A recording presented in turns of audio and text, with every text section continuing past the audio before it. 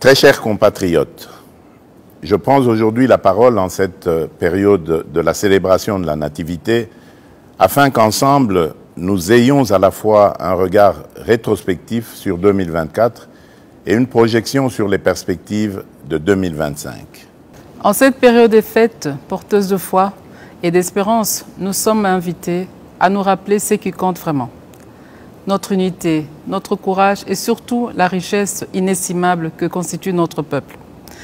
Dans chaque village, chaque famille et chaque cœur congolais, il y a une flamme qui brûle constamment. C'est la flamme de l'espoir. Dans la souffrance comme dans l'adversité, cette flamme continue de nous guider.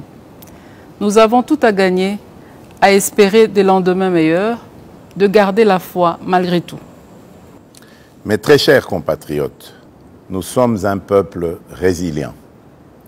C'est ici l'occasion pour moi de saluer l'engagement et le travail exemplaire de nos héros du quotidien, notamment le personnel soignant qui continue à sauver des vies avec un dévouement admirable, nos enseignants qui forment les générations futures malgré des conditions souvent difficiles, à nos gardiens de la paix qui veillent à la sécurité de nos communautés avec courage et détermination.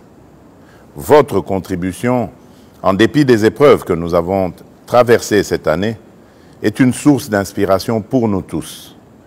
Grâce à vous, notre nation reste debout et avance. Nous vous en sommes profondément reconnaissants. L'année 2024 n'a pas été exempte de difficultés. À l'Est, nos compatriotes sont sous le coup d'une menace existentielle imposée par des forces d'agression. Les difficultés sociales pèsent lourdement sur de nombreuses familles et nos villes sont confrontées à l'insécurité urbaine et à des embouteillages qui testent au quotidien notre patience. À celles et ceux qui ont perdu des êtres chers, aux déplacés internes arrachés à leur foyer, aux valeureux patriotes résistant aux Wazalendo et aux vaillants soldats qui, au péril de leur vie, défendent avec honneur notre souveraineté, nous exprimons toute notre compassion, notre profonde gratitude et notre immense respect. Ce qui nous menace n'est pas plus fort que notre foi en un avenir commun et notre capacité à résister ensemble. Toutefois, malgré ces épreuves, il est important de reconnaître que notre pays progresse. Il y a des domaines où les résultats sont beaucoup plus marquants et porteurs d'espoir. Par ailleurs, les efforts entrepris par le gouvernement, bien que parfois peu perceptibles, portent déjà leurs fruits. Pas à pas, nous nous relevons. En cette période où l'esprit de Noël réchauffe nos foyers, à travers des gestes simples de partage et de solidarité, nous pouvons réconforter ceux qui souffrent et tracer ensemble le chemin vers les lendemains meilleurs. Nous sommes un peuple forgé dans l'adversité et marqué par des décennies de lutte, un peuple fier. Mais pour définitivement triompher, il nous faut réapprendre à nous unir, à cesser de nous diviser pour des bagatelles.